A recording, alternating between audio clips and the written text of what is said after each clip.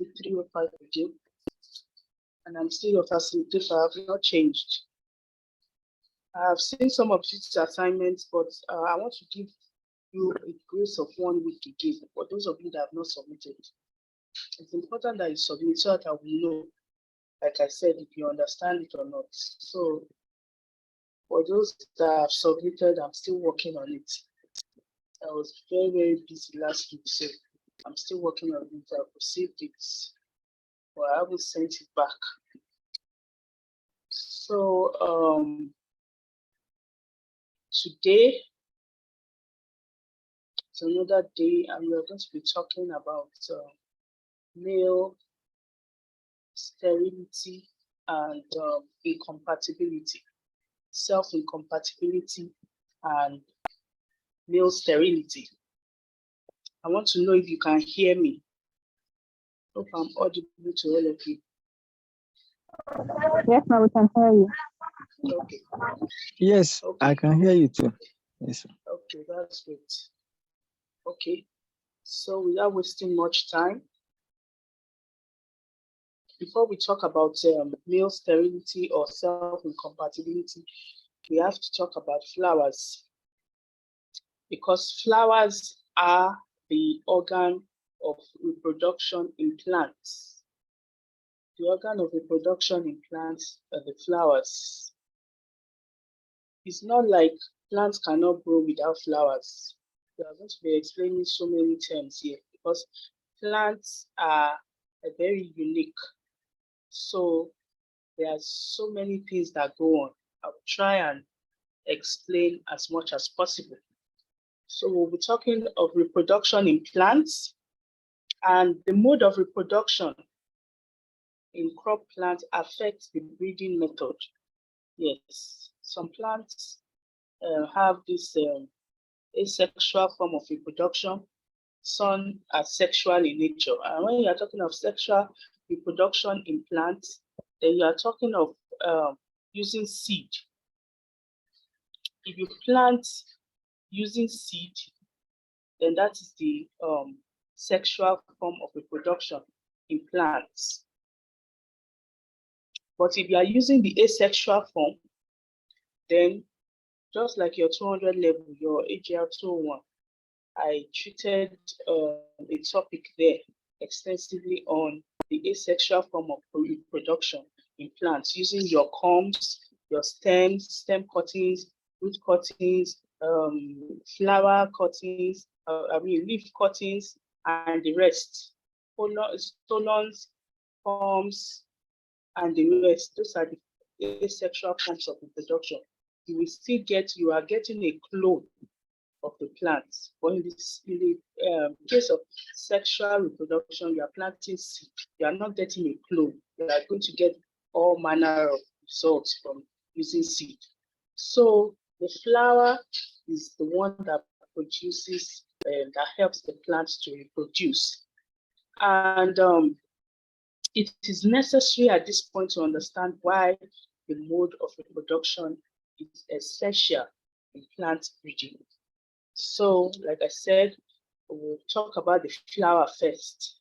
I know most of you must have done something like this in your secondary school, but just to refresh your memory, you have the parts of the flower, you have the petal, that's the colorful part, that the bees or the insects that pollinate, that's what attracts them. So when they now come over, they now do the pollination.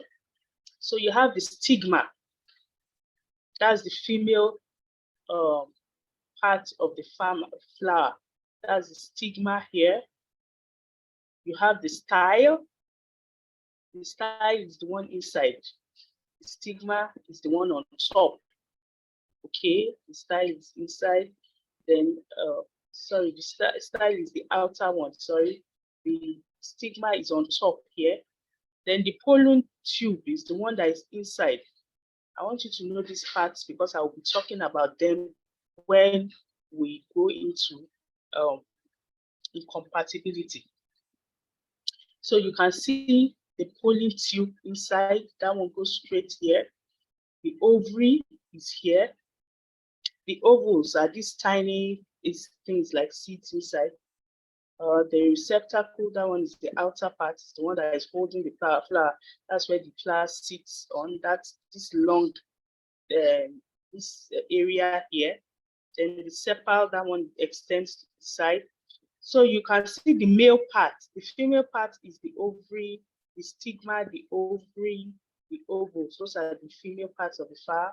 The male part, that's the stamen here. You can see it's reproductive, reproduction, male. That's the anther. They serve as just like sperm in the case of human beings or in the case of animals. Okay, so these are the filaments. That's the one that is holding the anther. And so you can see that the male part of the flower is the anther and the filament, while the female reproduction part of the flower is the stigma, the style, the pollen tube, the ovary, and the ovule. So you can see them in the flower here. Now there are different types of flower, different kinds of flower. I showed you one before. That's one kind of flower. We have complete flowers. And when you say a flower is complete, that means it has all the 4 organs complete in it. The 4 organs we are talking about are the sepals. You know what the sepals are. In some cases, there are 2. In some plants, there are 4, 3, depending on the kind of plant. We have the sepal, we have the petal. That's the colorful part of the flower. Then you have the stamen and the pistil. You saw it in the picture. So that's what makes the flower complete. This is the stamen. This is the pistil, the stigma. So, and then the petal and the pistil, those sepals, those are what makes the flower complete. They are the 4 organs that make the flower complete. In the case of the incomplete flowers, flowers that lack one or more of these 4 organs, they may have the petals, the stamen, and pistil, and not have sepal. They may have the petals, the sepals, and not have pistil. So if they are lacking one or more of these organs that we mentioned, then they are incomplete, just like the name. They are not complete, so they are incomplete. So we have examples of complete flowers or crops that carry complete flowers. The cotton flower is complete, tobacco flower is complete, potato, soya beans, and we have so many other examples like that. And for the incomplete flowers, we have crops belonging to the grass family. Okay, your sorghum, wheat, rice, they all have incomplete flowers. That means that all the organs are not complete. One or more is lacking. So we also have the perfect flowers. Okay, perfect in the sense that the stamen and the pistil are in the same flower. The stamen and the pistil are in the same flower structure, and you have examples of crops that have perfect flowers as wheat, rice. You can see the examples now. The fact that a flower is perfect does not mean that it is complete. Okay, so you have to get the definition. There's definition for complete flower and incomplete flower. There's definition for perfect flower. So in the perfect flower, the stamen and pistil are on the same flower. If you agree with me, there are some flowers that you call male flowers, and there are some that are female flowers.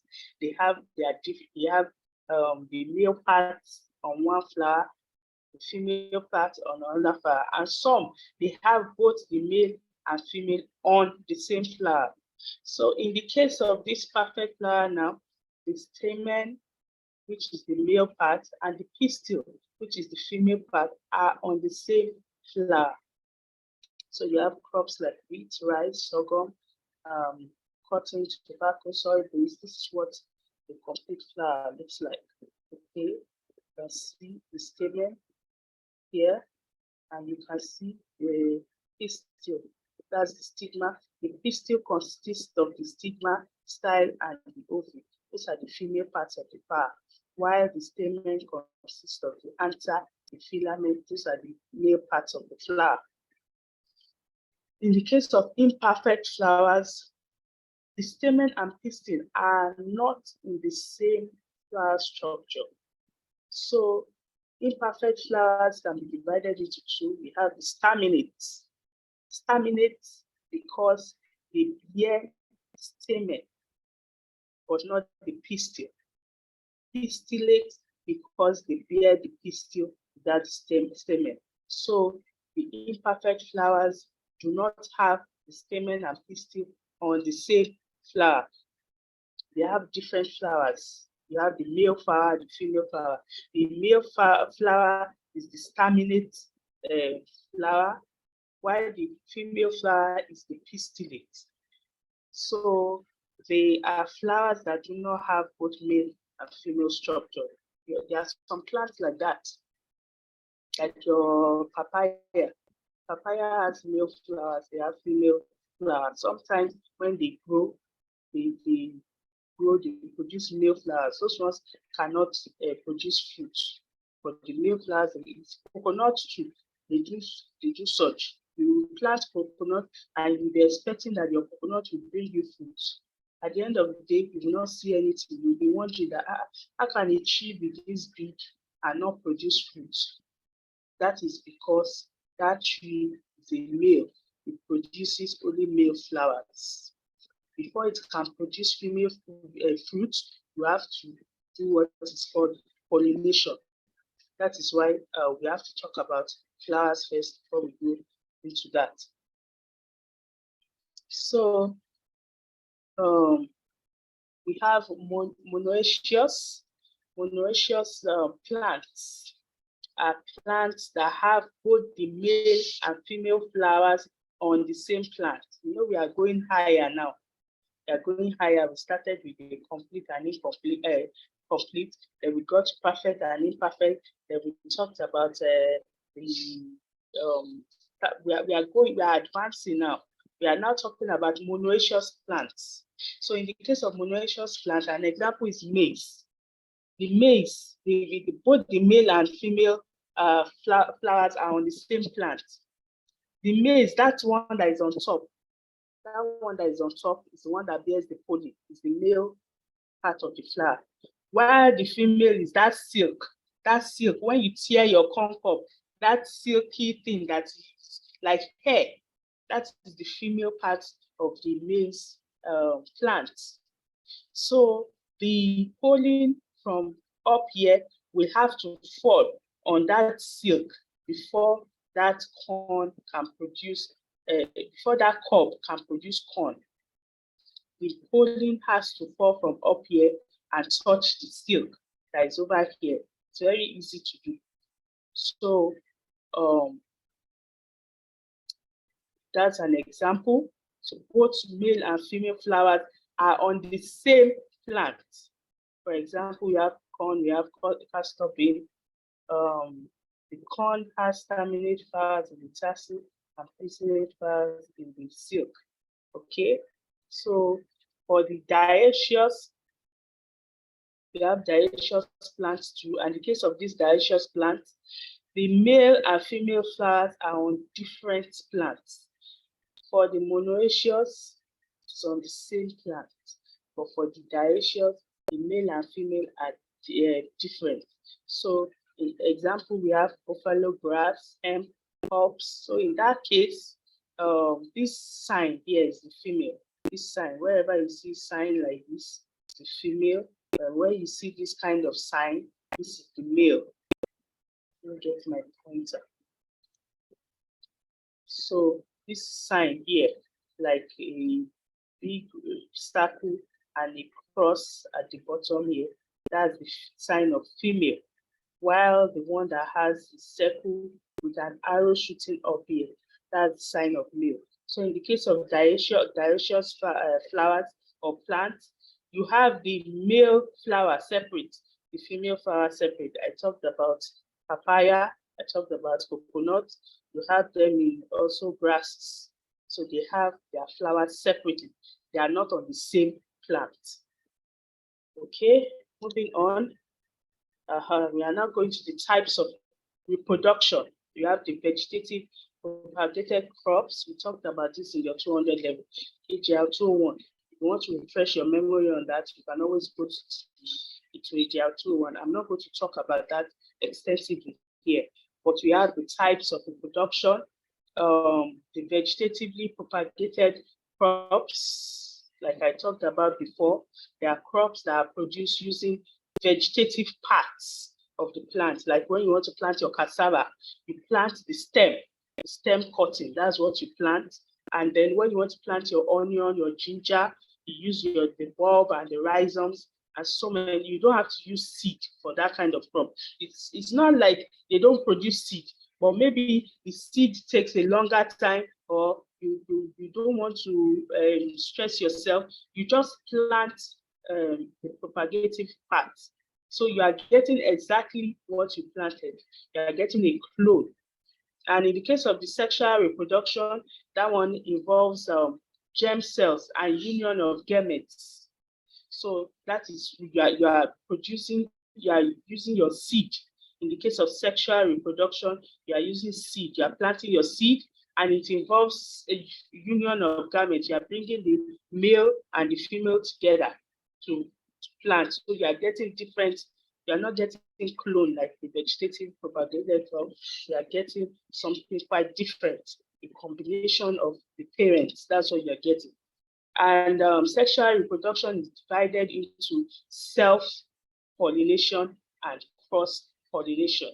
So you have self-pollination in plants, in sexual reproduction, and you have cross-pollination as well.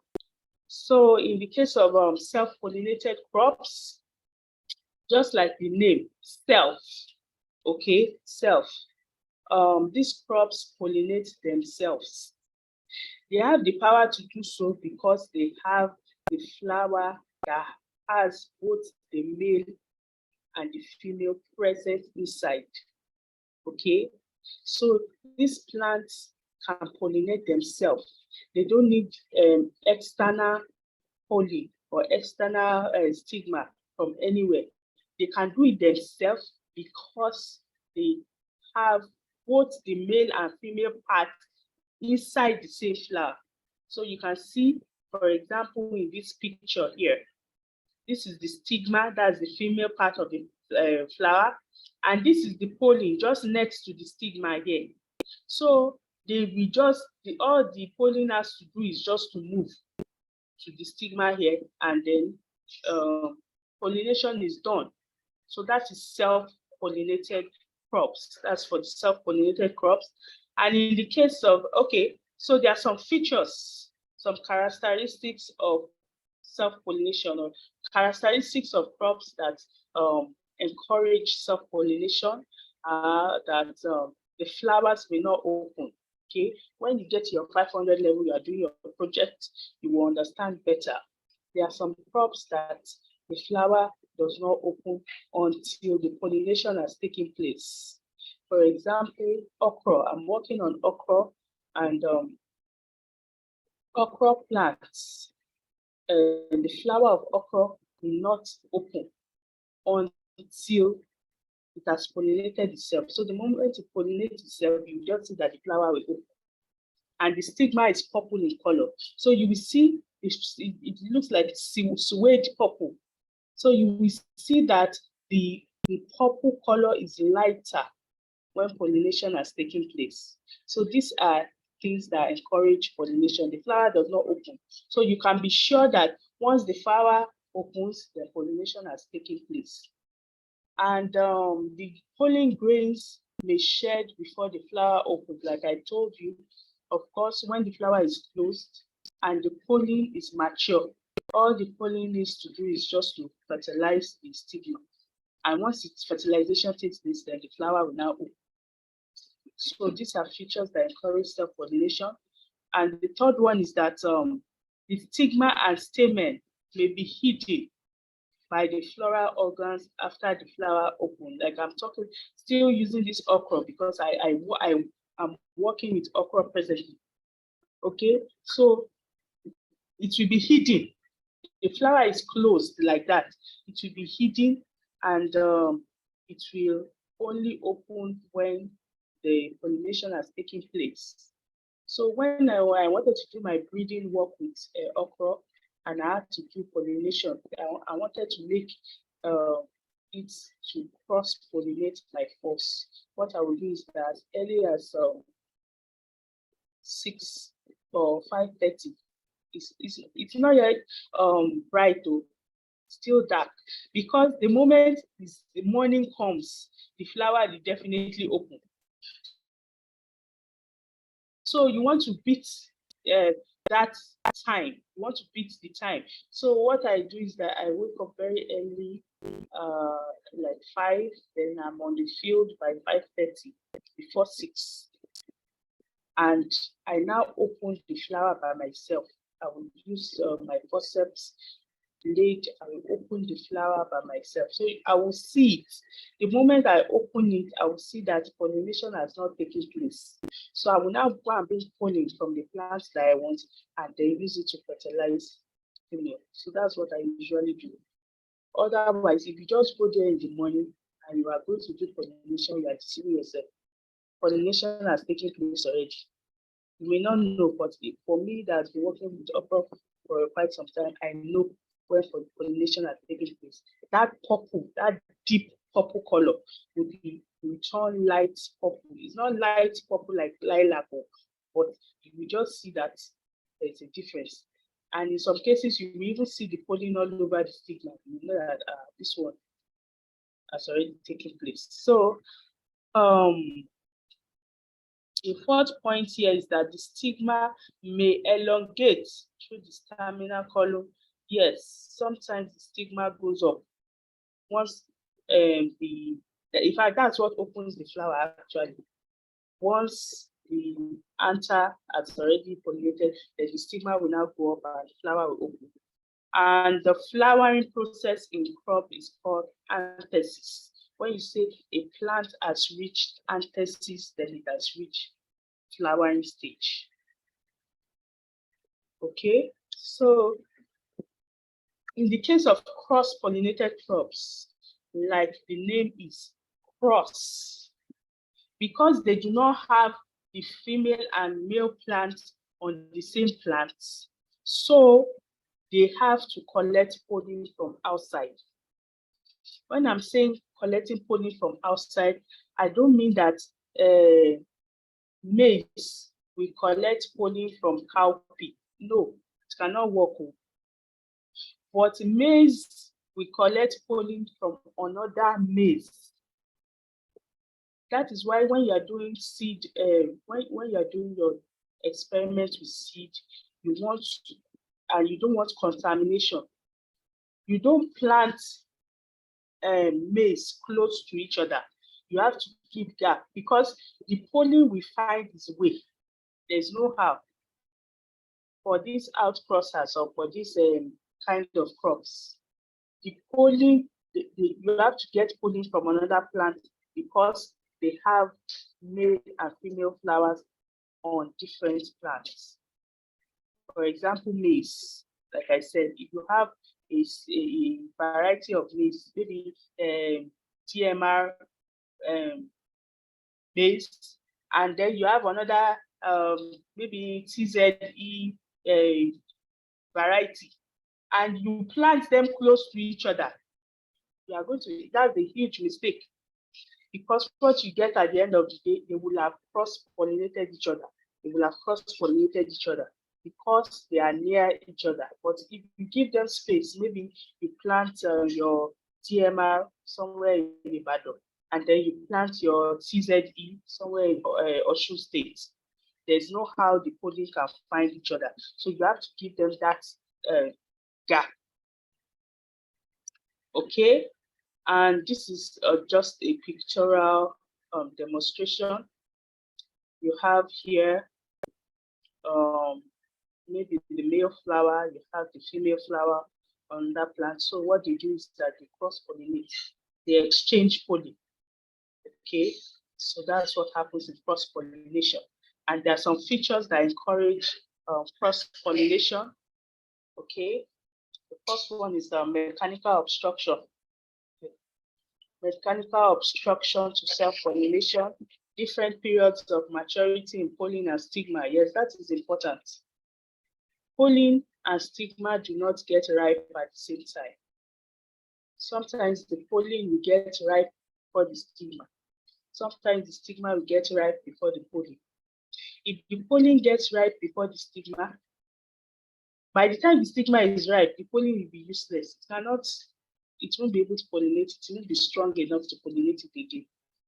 And by the time the stigma is already ripe before the pollen, by the time the pollen is ripe, stigma won't be able to accept anything anymore. So different period of maturity also encourage cross-pollination.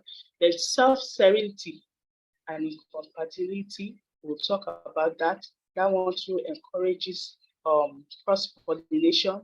And then the presence of monoecious or dioecious flowers also encourage cross-pollination.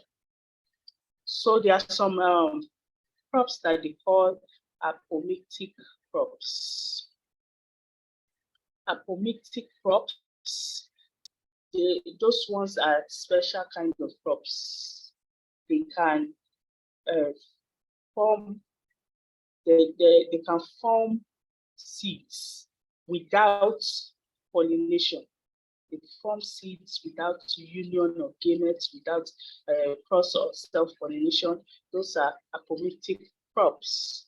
So talking about the fern family, there are very few, but there are some crops like that. They don't need any form of cross-pollination or self-pollination before they produce their seeds.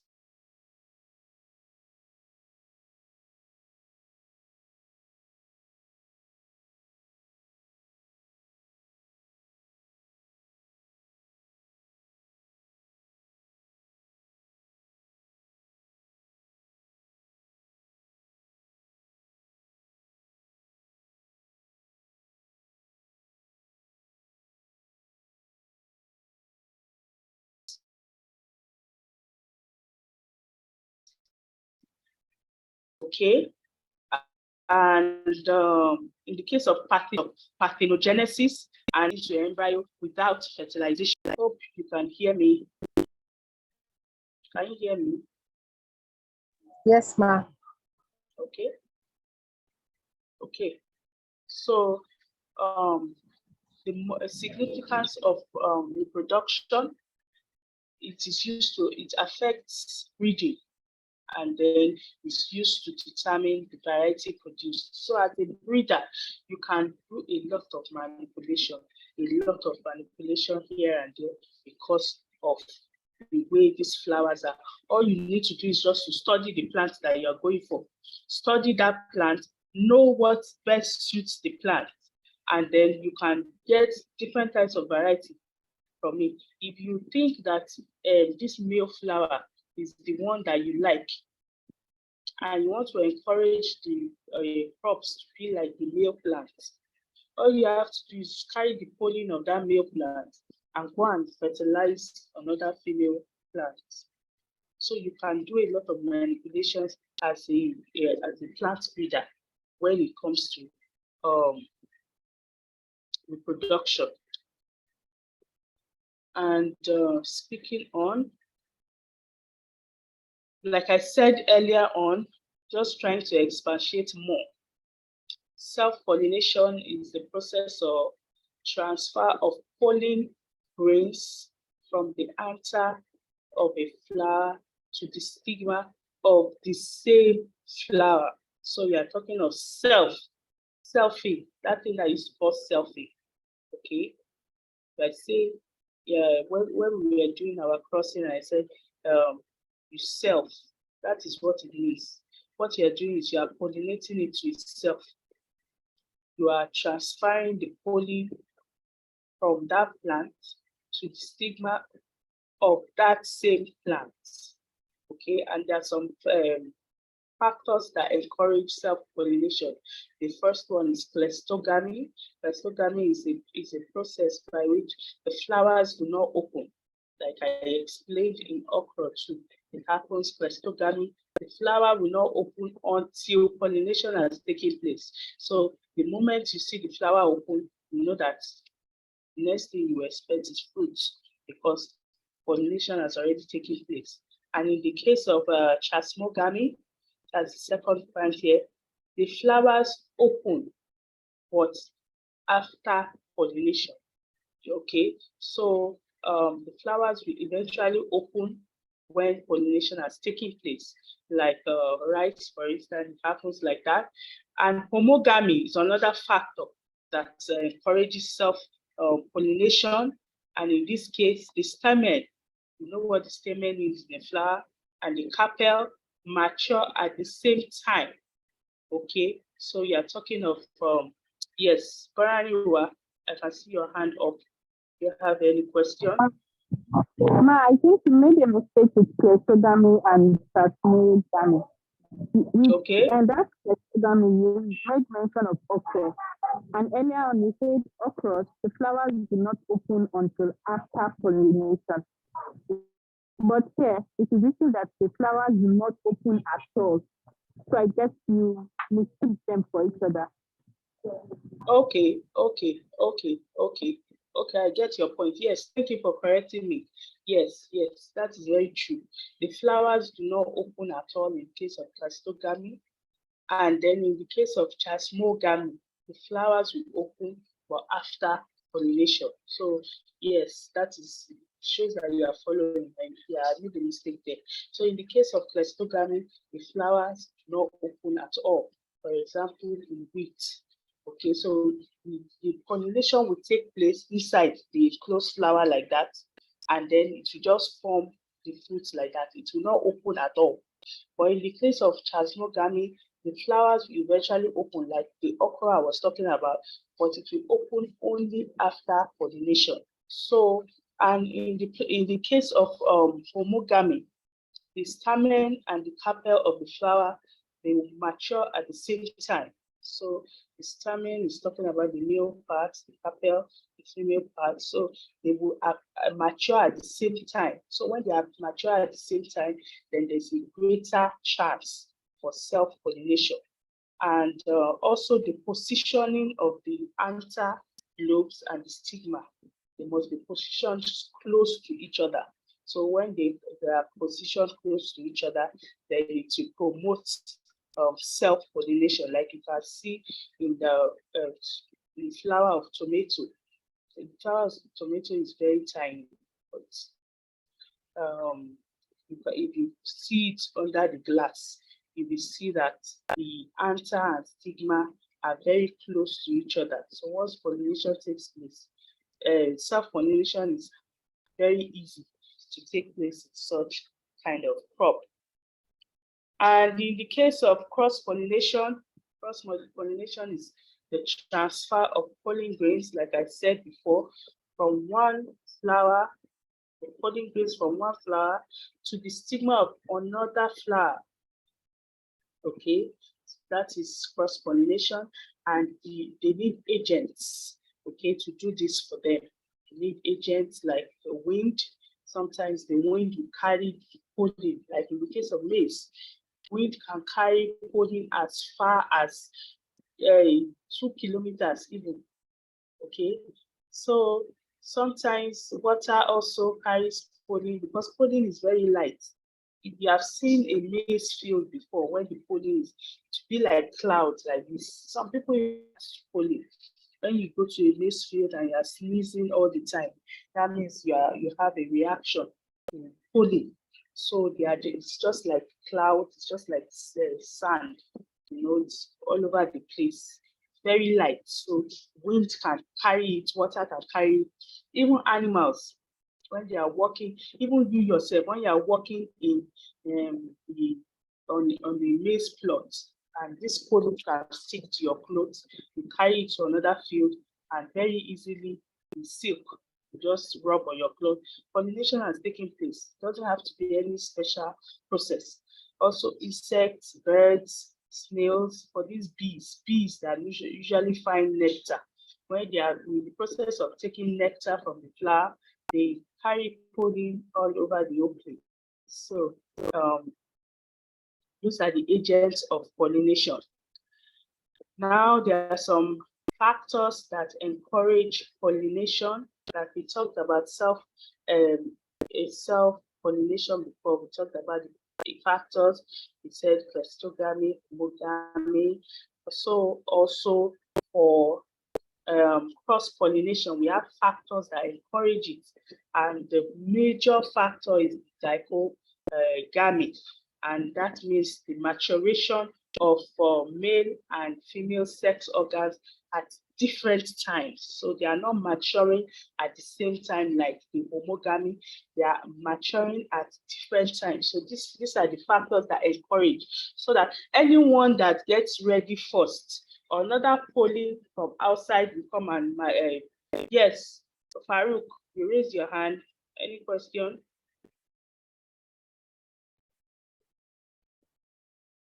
Farouk.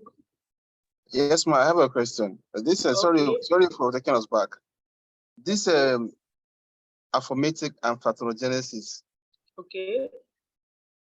This one says I don't really understand. This one says there's no union of gametes. Seed are just formed without the union of gametes, which means a plant will just on its own. And this fertilogenesis, the egg will develop without the egg will develop into an embryo without fertilization. So I don't what's the difference between the two of them? Well, in the case of parthenogenesis and you said parthenogenesis and apoptotic crops, right? Yes. Yeah.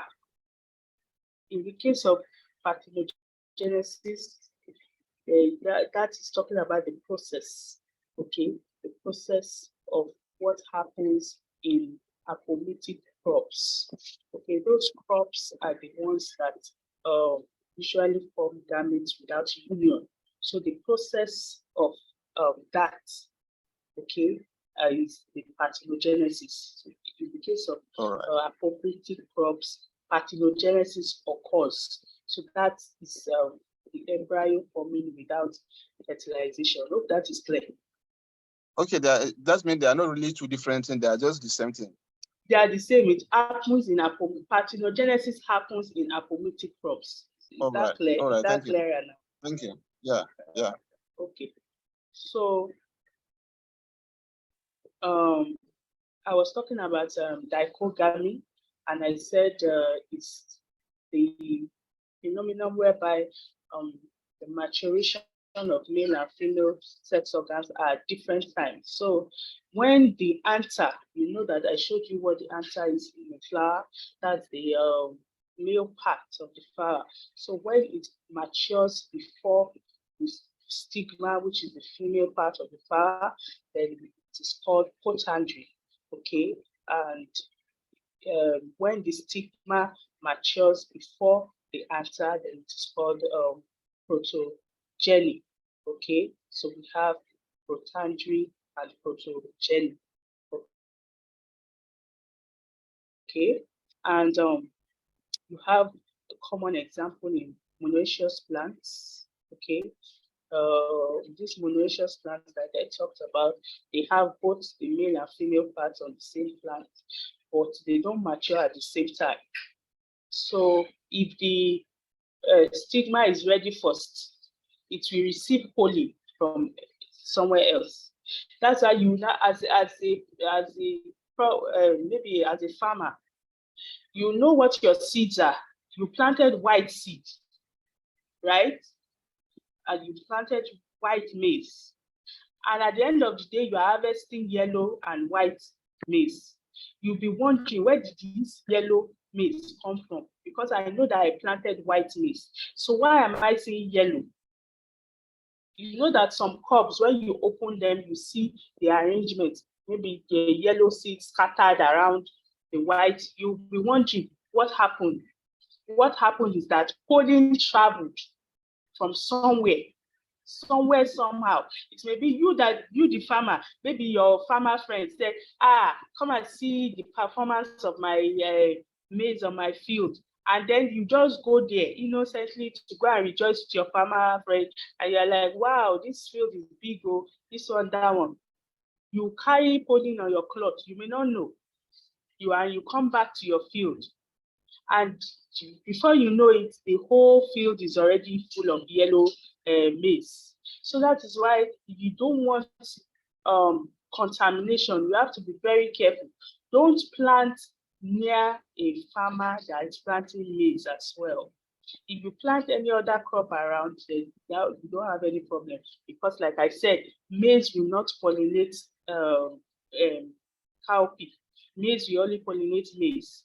Cowpea will only pollinate cowpea.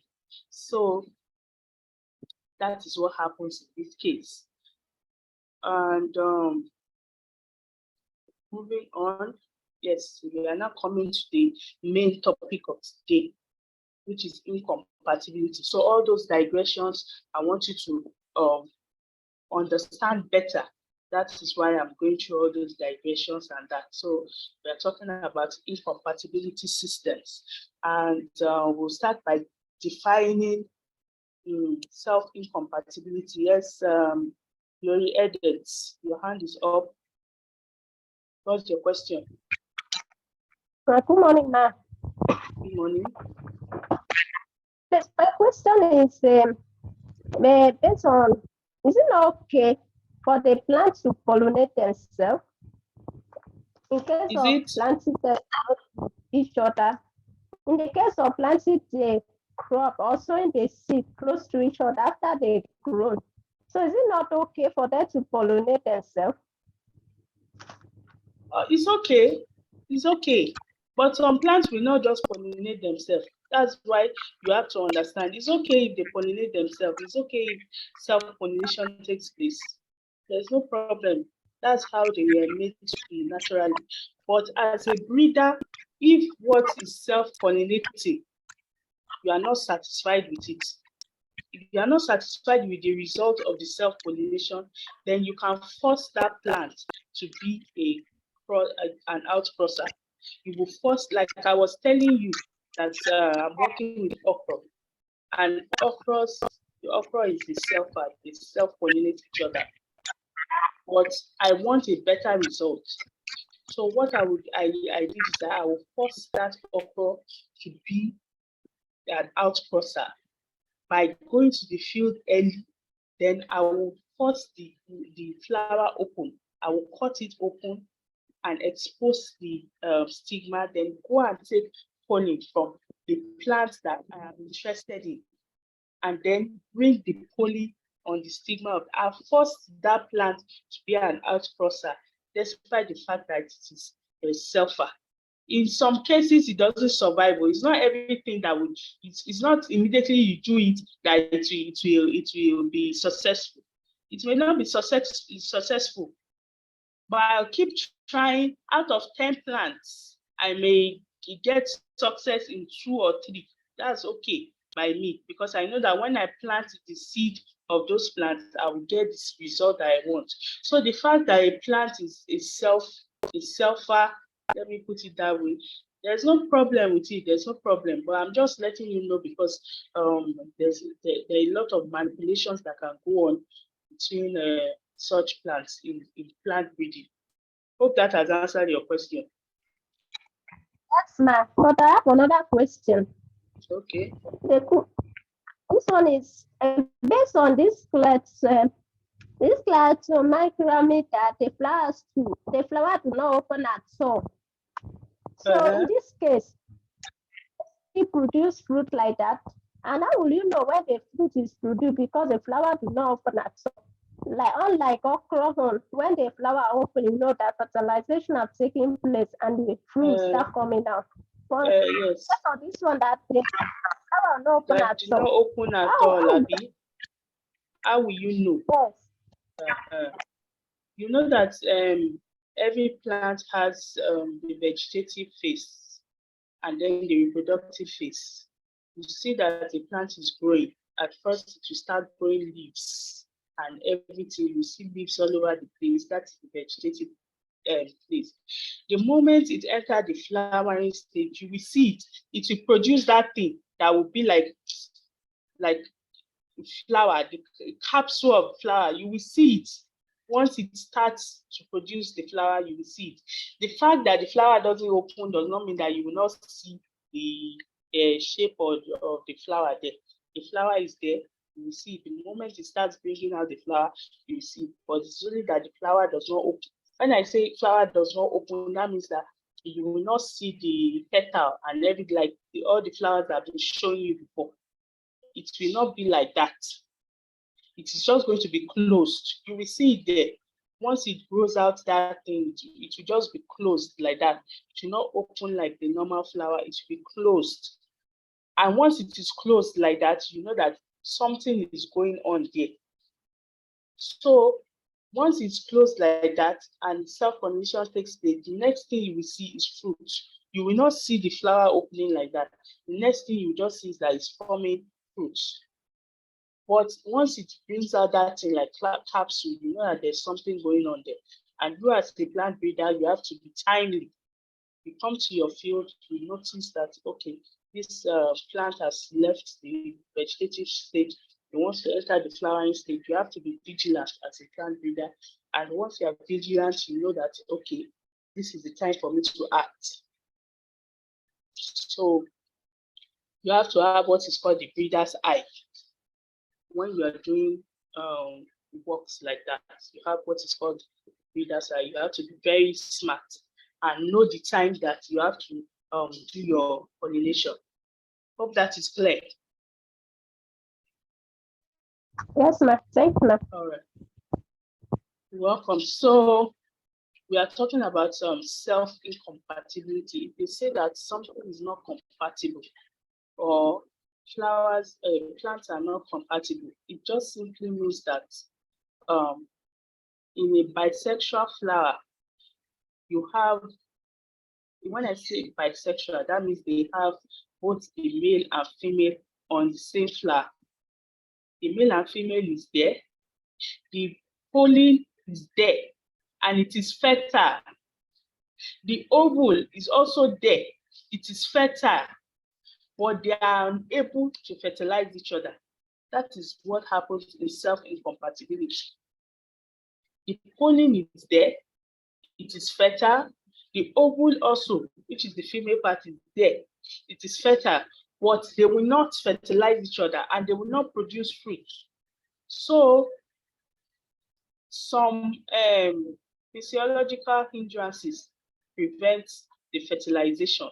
So self-incompatibility simply refers to that situation when in a bisexual flower, fertile pollen and ovule are produced, but the pollen is unable to fertilize the ovule due to some physiological hindrances which prevent fertilization.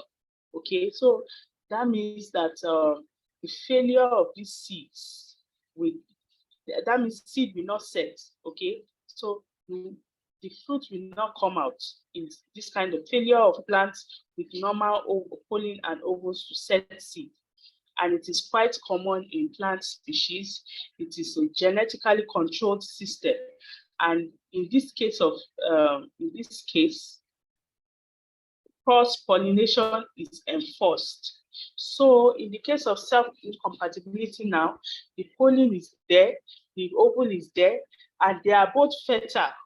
But for some reason, that's physiological hindrances, they will not fertilize each other and normal seed will not set. And because of that, since they cannot fertilize each other, they will not start to find partners outside. So that's what happens in self-incompatibility. And there are types of, we have two types of self-incompatibility. We have the heteromorphic and the homomorphic.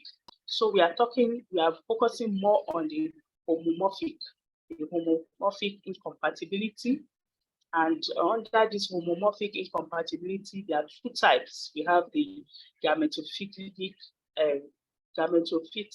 incompatibility and sporophytic incompatibility. I don't want you to be scared with all these names. Yeah, it's gametophytic is just talking about gametes. Sporophytic is just talking about the sporophore. So it's not something that is too large and English to know.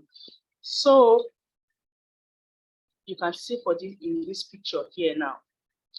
Okay. This is the pistil. You can see this plant here, that this pollen tube, the pollen tube that I was showing you in the flower that time, you can see that instead of this pollen tube to go down, so that when the pollen comes through the stigma on top here, because when the pollen comes, it comes on this stigma here, then the pollen will now pass a tube down into the ovary. The ovary is supposed to be around here.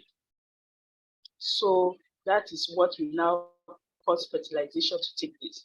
But you can see that in this case, the pollen tube is short. It is short. So there is no how pollen can get into the ovary. So they are just not incompatible. They are not compatible. In this case, nothing will be formed, nothing will be produced. That's in the case of S1, S2 here.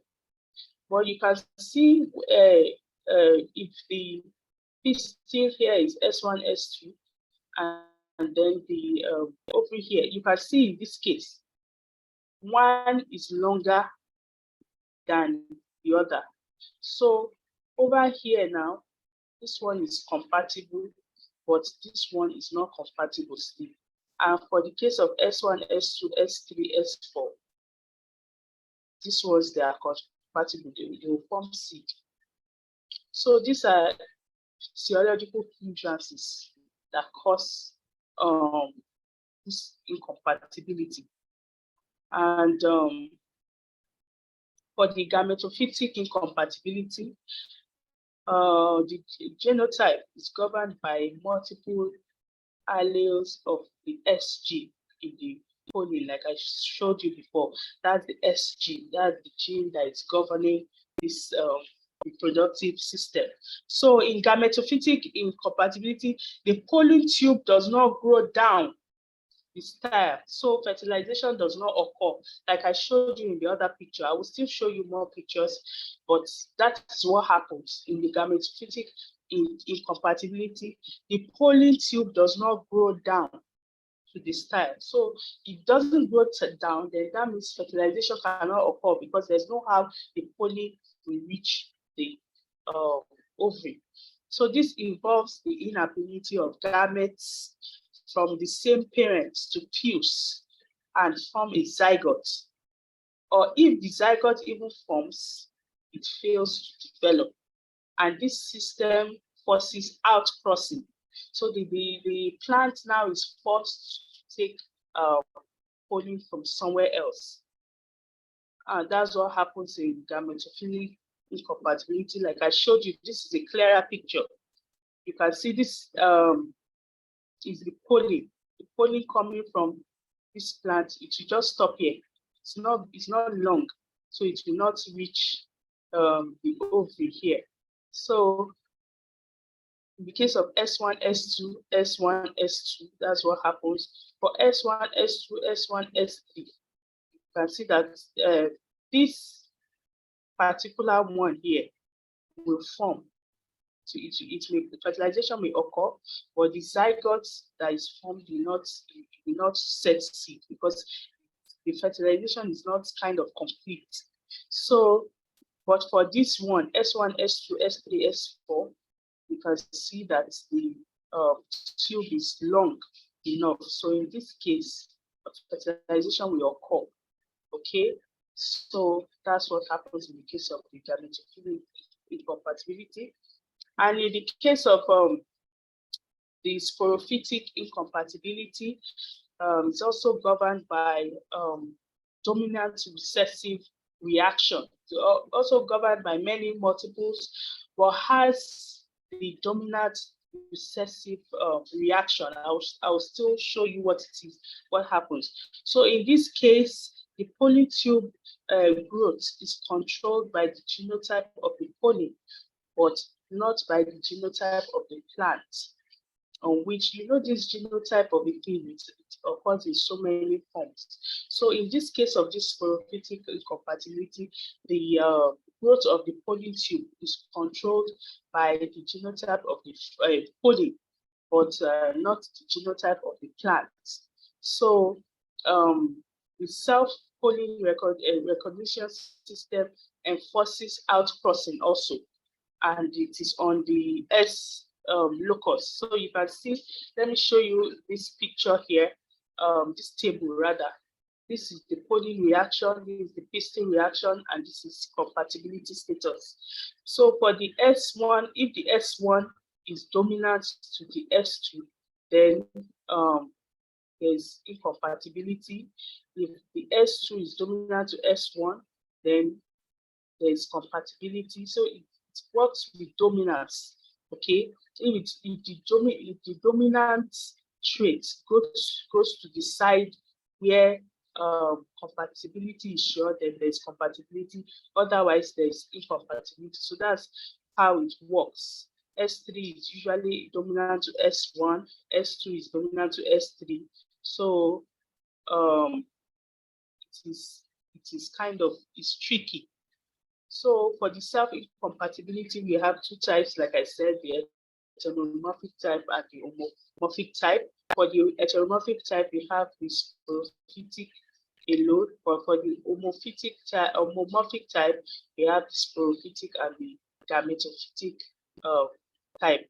And these are the classes of crops that you see all this kind of incompatibility. So the difference between, this chart is just showing the difference between the gametophytic system and the sporophytic system. You can see it from the way the pistils are. You can see it in this case. This one is dominant. S1 and S2 is dominant. So it is incompatible. Here, S1 is dominant over S3, so there's a kind of compatibility here. But here, you can see that this one is very, very compatible. So this is how it works. I'm just trying to show you the diagram. And moving to male sterility, we have talked about incompatibility. So sterility is just a process whereby the plant, right? The male plant produces pollen, but the pollen is not functional. So it's quite different from, who can tell me the difference between sterility and incompatibility now? I will. Okay, let me hear you. This male sterility is the difference. The difference between them is this male sterility, the pollen will not be functional, while the incompatibility, the pollen will be functional, but it will be unable to fertilize the ovule. Good. That is just the difference. That is just the difference. It shows that you are following. So in the case of the male sterility, the pollen is there, but it's not functional. It does not work. Okay, it doesn't work. It's there, but it does not work. But in the case of incompatibility, the pollen is there, it's functional. The female part 2 is there, functional, but it will just refuse to fertilize because of the things that I showed you. The pistillate, the pistil refuses to go down to where fertilization will take place. So these are the two differences between these two mechanisms. And also male sterility enforces cross-pollination, because if the pollen is sterile, then the plant is forced to take pollen from another place. Okay, so it is used in hybrid seed production, and male sterility is forced when the pollen production is absent or extremely sterile, like you know, when there's severe malformation, that's what causes male sterility. The pollen production is absent or extremely scarce. Then there's severe malformation or absence of stamen, and the pollen may be normal but fail to open. If you are saying pollen is normal but fail to open, then it's as good as it's dead, it's not dead. So these are the causes of male sterility. And in a nutshell, male sterility means pollen sterility. They are the same thing, male sterility and pollen sterility. And they can be inherited. Male sterility is usually inherited. And it can also is due to factors in the cytoplasm, and it is due to the interaction between genes and cytoplasm. So these are the causes of male sterility. There are things that you can just read about. So in the case of, this is a picture, in the case of a normal plant, you can see that the anther, this is where the pollen is formed. Okay, the anther that will release the pollen. You can see that over here, they look normal, they look healthy. So once they release their pollen, they will just fertilize the stigma over here in a normal plant. But in a male sterile plant, you can see the anther here is distorted. It doesn't even look normal. So this kind of anther cannot produce any pollen. So this stigma will be forced to collect pollen from another plant. Okay, so that's what happens there. And there are different types of male sterility. We have the genetic, the cytoplasmic, the cytoplasmic genetic, and the chemically induced, and the transgenic male sterility. We'll just be talking about two. And in the case of the genetic male sterility, is simply characterized by impairment of male reproductive development. So the development of the male part refuses to develop, okay, and it is caused by genetic causes leading to malformation. Of course, when it doesn't develop, then the pollen, like I showed you, the anther is malformed, and then pollen is not released. And genetic male sterility arises as a result of gene action and is usually in the recessive form. Okay, no,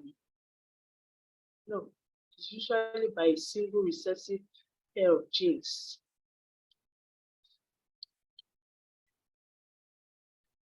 Yeah, recessive, yes. It's usually by a single recessive pair of genes.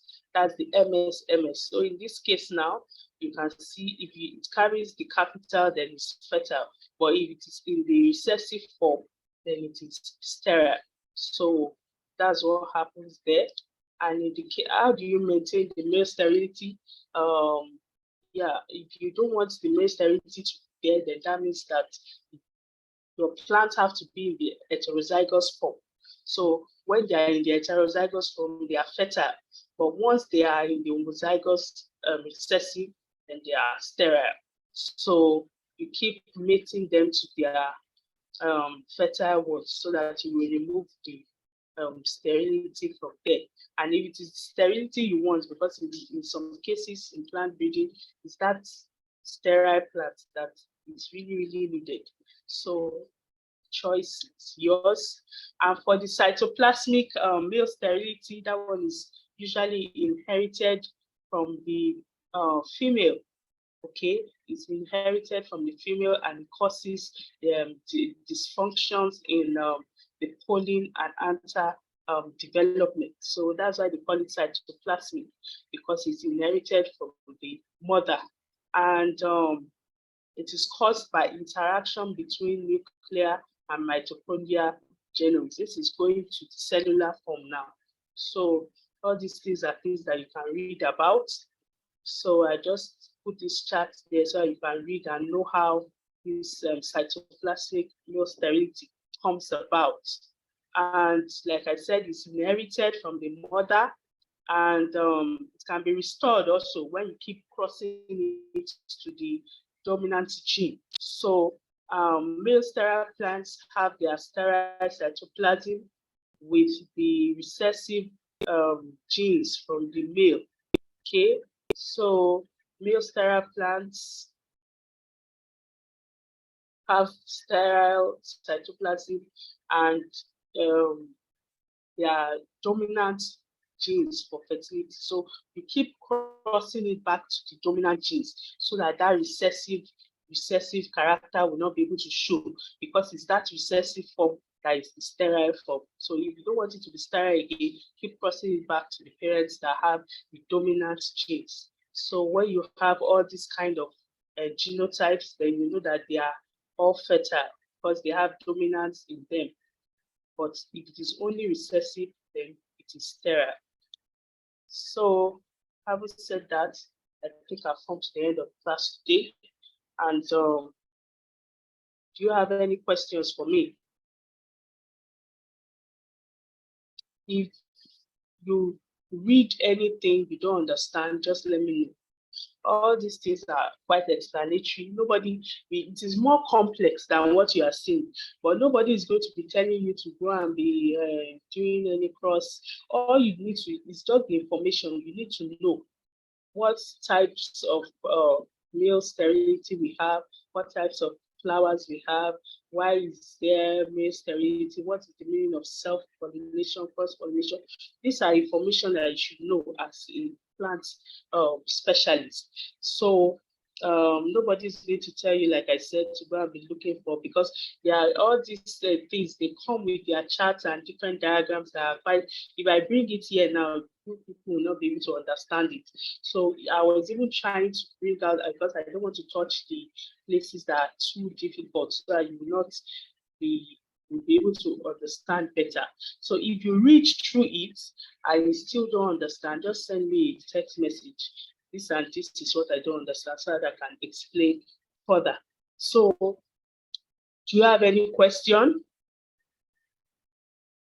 It's question time. Okay, if you don't have any question, let me quickly ask one or two questions. Okay, who can tell me what I have 10 people here. Let me choose people by myself, because I don't want only Baruch to be talking. Okoroko is here. Christiana, please unmute yourself and tell me what a monoecious plant is. Is Okoroko there? What is a monoecious plant? You say a plant is monoecious. What does it mean? Gloria, can you help her? Because she's not talking now. Yes, ma. When you said that they are monoecious, the plant has both female and male flower on the same plant. Good. Okay, shows that you are following. Okay, can you tell me the types of reproduction we have?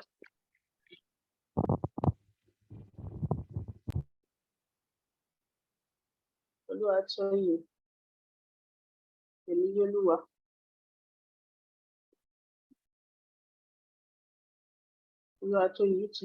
morning, ma. Yeah, good morning. Good morning, I wanted to talk about you that don't. Okay, good types morning. of reproduction. Go ahead. Reproduction. Hello, ma. Types of reproduction. Yes, I can hear you. We have the, yes, ma. We have the vegetatively propagated reproduction, ma.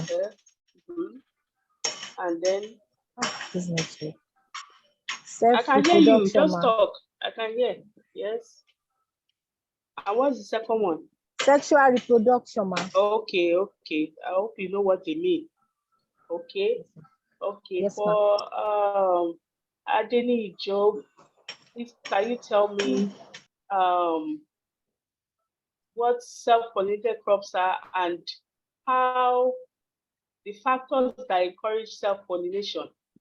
Can you tell me that factors that encourage self-pollination?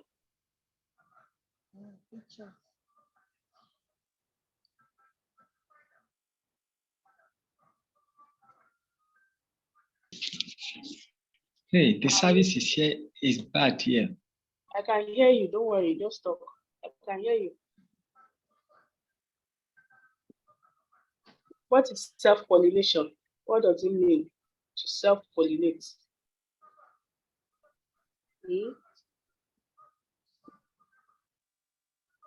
I can hear you. I can hear you. This here is bad. I can't hear Mom, if you're hearing. Okay. No problem. I hope you'll be able to see the exams anyway. If I don't hear what I'm saying now, I hope you'll be able to see it in the exams. Okay, please, I want to encourage you to read. Your timetable is out already. I think Loredet posted something. I don't know when you have 305, but I think your exams will start in 3 weeks' time. We have the course on 27th of April. 27th of, can you imagine? That's this month. So please prepare very well. Your assignments, I'll try to check them. You people should try and form tutorial groups and read together. And when you're coming for tutorial, you don't come with empty head, though. You have to contribute. So read, then contribute, and do your revision together. Everything I've taught you so far, I don't think there's anything difficult there. And like I said, I don't know the question that is coming out. I don't know. I submitted my questions to TEA. I'm just trying and cover up everything so that I will not be guilty at the end of the day. So please try and do your revision, and if you don't understand anything, you let me know. So this is 21 past 11. Any question? Yes. Yeah, okay. What's the question? Will we be able to finish this course before time? Because we only have 3 weeks.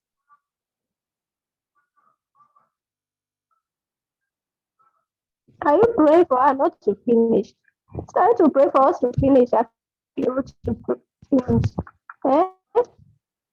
Yeah, that's why I'm asking. Can we be able to finish it? Because Yeah. Pray, let's finish up. She's not even here. Will we be able to finish it?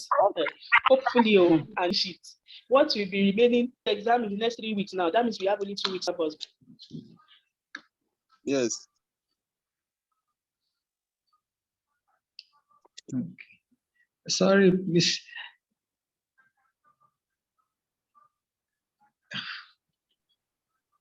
Somebody's trying to... Can you hear me now? Yes. Okay, so please try and prepare. What will be remaining at all? If it's what will be remaining are things that you can read on your own. I'm trying as much as possible to rush up. I'm trying my best. So we just have like 2 weeks more to just do what we want to do. So any question? Mine is not actually a question. I want to say something. If a group is being formed, like a group reading, I think please we should be able to add as much as we are together so that we'll be able to study together. That is left to you. I cannot. Don't even put me in the group. Go and form your group yourself. I'm not putting you. I'm supposed to see. I'm supposed to students. see 100. Yes, they are even supposed to be here. I'm supposed to see 100, over 100 students. See, look at what is happening. So if they want to join the group, your group, because it's someone that added me in this group, and I'm very, very happy to be among you people today. So I want to be involved anytime. Anybody that is forming the group, add me, please. Are you on the group already? Someone just sent me this Zoom class from Abuja Center, and I'm here in Port Harcourt. So What is I what don't know. what's look Distance is not a look barrier there, here. look there. What you So do is drop you your want to number. form We your have a group, WhatsApp form group. it Glory will the add way you you to the like. group. Any Then way is Okay. convenient for you. So Form it. how will I drop? Where is the WhatsApp number I can drop? As in the group, I can drop my that's me. WhatsApp number. What I'm saying is use this chat chat space. Drop your Gloria number. det. We'll take the number and add you to the group. Then you guys will Okay. form That's a the time work set. of. That's why I said Gloria det is your class rep. Okay. Collect her This number. call Speak to her after the I class. cannot ask you to call your number. I will have to take your number. But the class is on recording. But Glory All is right. there. Network is bad. Thank you very much. Please just collect. Just there is the number. She has dropped her number for all of you. Can you see the number? 080. Drop it and then see after the class. Okay. Thank In you. absence of anything. Thank you, ma. Please, ma. You called my name the other time, but the service was very bad. So the network is good now that Very, very the bad. class is over, right? Okay. Okay. No problem. Thank you, Bye bye.